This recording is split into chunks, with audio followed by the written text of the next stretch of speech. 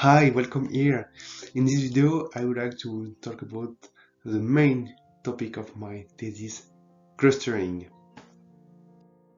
I am sure you already done some clustering. Yeah, if you want to put clothes in a closet and you have to thought them about summer, winter, or sport clothes, or if you've done some gardening and to organize plants in the garden according to their capacity, it's already clustering.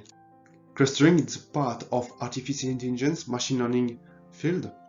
It's a task to group objects in cluster in the way objects within cluster are more similar than those in other clusters. It's an unsupervised learning because at the beginning we don't know anything about clusters. There are many applications, and I would like to present you three of them.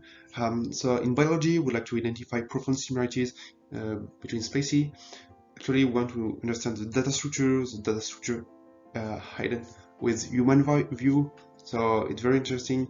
In business, if you want to segment customers and we like to, in order to apply accurate business plans. And in medical fields, there are many applications like the identification of cancer cell with imaging analysis.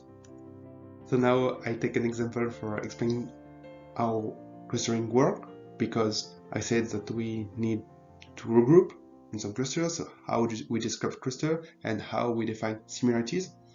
So for example, if I ask you to classify vehicles, I give you 7 vehicles. We have 7 objects in the dataset. We need information for that object. So for example, we can take 2 attributes, the ability to navigate and the ability to fly. And for every object, we can characterize them with those attributes. We will have a value for those objects, and we can put them in the 2D plan, something like that. And we obtain 3 clusters: navigating vehicles with a great ability to navigate, flying vehicles with great ability to fly, and rolling vehicles without any those abilities.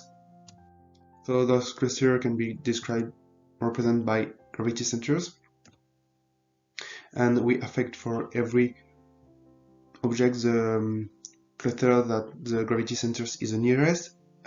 So it's our partition because we affect for every object only one clusters, and we need a distance. We used here the Euclidean distance, that's why we have circles.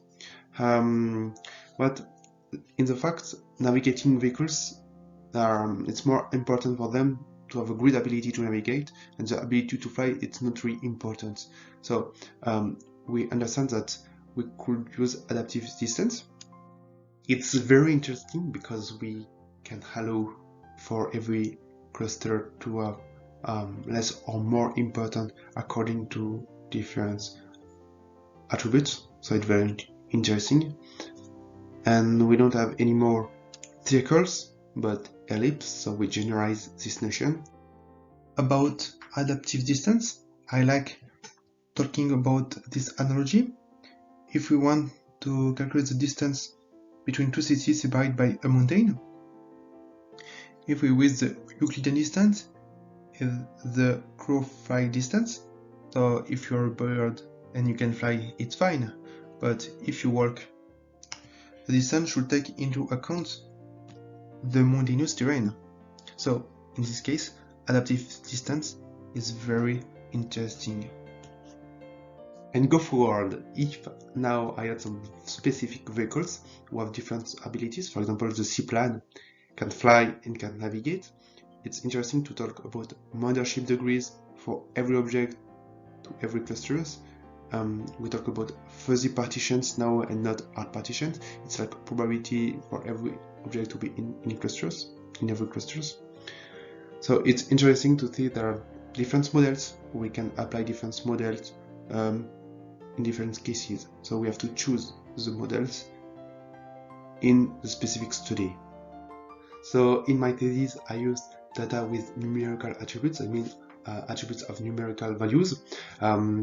I used partitioning based model with adaptive distance. In order to have the best clustering possible, I apply some mathematical optimization method. So I hope you enjoy this introduction, and don't forget that science is an adventure.